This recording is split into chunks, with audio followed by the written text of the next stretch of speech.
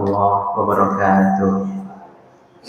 Alhamdulillah rabbil alamin wassalatu wassalamu ala asyrafil anbiya'i wal mursalin wa ala alihi wa sahbihi ajma'in. Subhanaka la ilma lana illa ma 'allamtana innaka antal alimul hakim. Hasbunallahu wa ni'mal wakil. Wala haula wala quwwata illa billahil aliyil azim. Mari kita bersyukur kepada Allah Subhanahu wa taala yang senantiasa memberi kita nikmat dan karunia. Alhamdulillahirabbil alamin. Bersalawat kita kepada Nabi kita Muhammad sallallahu alaihi wasallam. Allahumma shalli ala sayyidina Muhammad wa ala ali sayyidina Muhammad. Kaum bapak dan kaum ibu jamaah salat subuh Masjid Nurul Ikhlas sekalian, kita lanjutkan kajian rutin kita pada subuh ini, Ali Imran ayat 79. Silakan dibaca anak soleh yang kuat bacaannya. A'udzu billahi minasy syaithanir rajim. Maka libasyarin ayyu'tiyallahul kitab wal hukma wan nubuwwata thumma yaqula lin-nasi kunu ibadan li min dunillah walakin kunu rabbanina bima kuntum tu'allimuna al-kitaba wa bima kuntum tadrusun. Tidak mungkin bagi seseorang yang telah diberi kitab oleh Allah serta hikmah dan kenabian, kemudian dia berkata kepada manusia, jadilah kamu penyembahku, bukan penyembah Allah.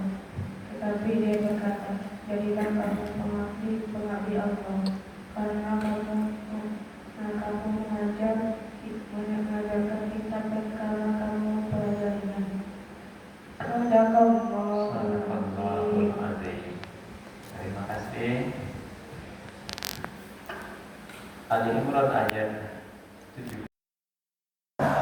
Tidak mungkin bagi seorang yang telah diberi kitab oleh Allah serta hikmah dan kenabian, kemudian dia berkata kepada manusia, jadilah kamu penyembahku. Bapak Ibu yang berbahagia, cinta mempunyai hubungan timbal balik dengan pengorbanan. Bahkan semakin tinggi cinta, maka semakin tinggi pula pengorbanan. Kaum bapak hampir tidak pernah mengatakan ia mau membeli HP baru atau ia membeli baju baru untuk dirinya, tapi ia sering mengatakan itu untuk anaknya, untuk keluarganya. Begitulah cinta ayah kepada keluarga. Ia tidak lagi memikirkan dirinya asal keluarganya bahagia. Ibu juga demikian, luar biasa. Kaum ibu tak pernah menghitung berapa banyak tidurnya yang kurang dikarenakan ia mengasuh anaknya. Bahkan kalau anaknya sakit, ia sampai mengatakan dalam hatinya, biarlah saya yang sakit daripada dia yang sakit. Asal dia sehat, biarlah saya yang sakit. Itulah pengorbanan dari ibu kepada anak dikarenakan cintanya kepada anak. Ada cinta kepada Nabi oleh orang-orang dahulu. Cintanya kepada Nabi, ada yang sampai mempertuhankan Nabi itu. Ada yang sampai menjadikan nabinya sebagai Tuhan.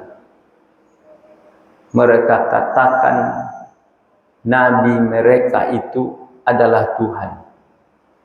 Itulah yang terjadi kepada pengikut Nabi sebelum Muhammad sallallahu alaihi wasallam. Jadi rupanya sekuat-kuatnya cinta, sedalam-dalamnya cinta, sepatuh-patuhnya terhadap yang dicintai, tetap harus ada batasan. Apa batasannya? La ta'ata li makhluqin fi ma'siyatil khaliq. Kalau tuntutan cinta itu sudah bertentangan dengan apa yang diperintahkan oleh Allah, tinggalkan, jangan dipatuhi. Kalau ada yang menyebut tidurnya anak harus banyak sehingga subuh pun tak boleh dibangunkan, langgarlah itu. Lawanlah orang yang mengatakan demikian dan jangan ikuti. Karena perintah Allah adalah membangunkan anak untuk sholat subuh. Bukan membiarkan anak terus tidur demi mencukupi jam tidurnya sehari semalam. Maka apabila berbeda tuntutan yang dicintai dengan tuntutan Allah Subhanahu wa ta'ala, tinggalkan yang dicintai itu dan ikut perintah Allah Subhanahu wa ta'ala. Karena cinta yang berlebihan oleh umat sebelumnya kepada nabinya sampai menganggap nabinya sebagai Tuhan.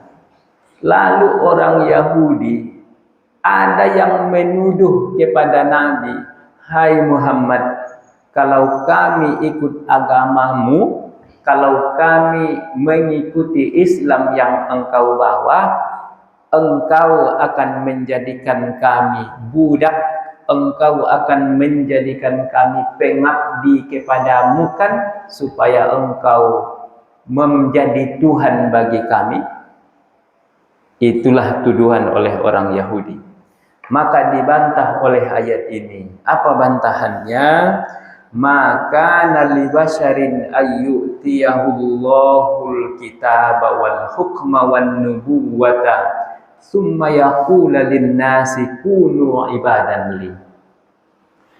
Tidak ada seperti itu, karena ia diberikan kitab, diberikan hikmah, diberikan kenabian, kemudian ia berkata kepada manusia, "Sembahlah aku." Tidak ada, tidak mungkin dan tidak akan terjadi hal demikian.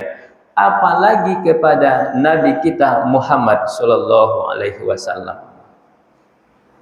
Maka Bapak Ibu yang berbahagia, bahkan yang dilaksanakan oleh Nabi kita Muhammad sallallahu alaihi wasallam adalah kebalikannya. Kebalikan dari jangankan ia mendapat manfaat keduniaan dari kenabian yang ia bawa, akan tetapi dia rela berkorban, ia rela hidup susah, terancam terusir, asal umatnya selamat, asal umatnya menjadi pengabdi, penyembah Allah Subhanahu wa ta'ala. Apalagilah ia mengambil manfaat untuk keduniaan, sangat tidak mungkin dilakukan Nabi hal yang demikian. Ternyata Bapak dan Ibu yang berbahagia, betul-betul kita tidaklah sepatutnya mencari keduniaan dari agama yang kita punyai, dari kelebihan kita tentang agama, tidak pantas diperjualbelikan untuk dunia. Mengapa? Karena agama mengajarkan bahwa dunia bukanlah untuk dicari, tapi ia akan mengikuti. Dunia tak ubahnya bayang-bayang, ketika dikejar bayang-bayang itu akan menjauh. Secepat apa kita maju untuk mengejarnya, secepat itu pula ia lari meninggalkan meninggalkan kita. Lalu bagaimana caranya supaya bayang-bayang itu bisa ikut, bisa dapat caranya tinggalkan? Setelah yang punya bayang-bayang pergi meninggalkan bayang-bayangnya, bayang-bayang itu pun datang. Secepat apa orang yang lari, secepat itu pula bayang-bayang itu datang. Dan pada saatnya bayang-bayang itu akan diinjak dan tidak ada lagi, karena ia telah berada di bawah kekuasaan, di dalam pijakan oleh orang yang mempunyai bayang-bayang. Saat kapan? Saat matahari pas pukul 12, matahari pas di atas kepala, bayang-bayang itu pun sudah tidak ada, sudah diinjak, sudah di bawah kaki orang yang punya bayang-bayang. Maka ada saatnya dunia ini ialah yang tunduk, dunia inilah yang patuh, dunia inilah yang mengejar, dunia inilah yang menghambakan diri kepada manusia. Apabila manusia betul-betul telah mengabaikan dunia itu dan mengutamakan apa yang dijanjikan oleh Allah berupa kebahagiaan di akhirat, ternyata dunia ini adalah penipu. Uang bisa membeli kasur, tapi uang tidak bisa membeli tidur. Uang bisa membeli obat, tapi uang tidak bisa membeli sehat. Kalaulah tidur bisa dibeli, maka semua orang yang punya uang pasti bisa tidur nyenyak. Kalaulah sehat bisa dibeli, maka semua orang yang punya uang pasti sehat. Tapi nyatanya yang kita temui apa? Banyak yang antri untuk berobat di dokter-dokter yang mahal itu adalah orang yang beruang. Rupanya uangnya tidak bisa membeli kesehatan. Karena itulah maka tidak mungkin Rasulullah SAW menjadikan kenabian yang ia miliki, yang Allah berikan kepadanya, untuk mengejar-ngejar dunia, untuk menyuruh orang supaya menghormatinya, untuk menyuruh orang supaya tunduk menjadi pengabdi kepadanya. Hal itu sangat tidak mungkin. Maka ia mengatakan, bukanlah kunu ibadah li yang dia katakan, akan tetapi kunu rabbaniyin, jadilah kamu pengabdi-pengabdi Allah. Jadilah kamu pengabdi-pengabdi yang melaksanakan apa yang diperintahkan oleh Allah. Maka bukan ia mendapat kebahagiaan, kesenangan duniawi dari kenabian yang ia bawa, tapi asal orang menjadi pengabdi Allah yang sesungguhnya, ia rela susah, ia rela terancam, ia rela terusir. Bahkan saking cintanya kepada umatnya, menjelang akhir hayatnya tiba, yang keluar dari lisannya apa? Ummati, ummati, ummati. Umatku, umatku, umatku. Itu yang ia ingat. Umatku, umatku, umatku. Bapak Ibu yang berbahagia, apa yang membuat seseorang supaya ia menjadi pengabdi Allah? Kalau kita lihat dari lanjutan ayat ini, yang pertama, bima kuntum tu'allimunal kitab, kamu mengajarkan kitab. Yang kedua, wa bima kuntum tadarusul, dan kamu mempelajarinya. Apa yang kita pahami dari situ? Untuk mendekatkan diri kita kepada Allah, kiranya perlu kita juga mempelajari Al-Quran, mengajarkan Al-Quran. Maka bapak dan ibu, boleh itu kalau bapak lebih pandai dari ibu, ajarkanlah ibu.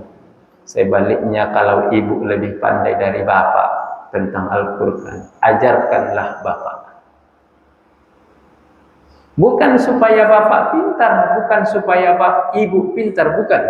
Tapi melalui kita mengajarkan Al-Quran, mudah-mudahan kita semakin dekat hatinya kepada Allah Subhanahu wa Ta'ala. Kemudian lihat apa bacaannya, apa terjemahannya, apa maknanya. pelajari bagaimana supaya bisa melaksanakannya dalam kehidupan sehari-hari. Bukan supaya kita hebat, bukan. Tapi dengan ikhtiar kita mempelajarinya, mudah-mudahan kita semakin dekat kepada Allah Subhanahu wa Ta'ala. Bapak Ibu yang berbahagia, itulah isi kandungan yang kita peroleh dari ayat ini, Ali Imran ayat 79. Mudah-mudahan bermanfaat bagi kita semua. Mohon maaf apabila ada kehilapan. Selanjutnya tasmik pada subuh ini. Putri apa Indri? Putri ya. Ya, Putri akan membacakan surat An-Naba di hadapan kita, nanti duduknya di depan ini ya. Terima kasih. Assalamualaikum warahmatullahi wabarakatuh.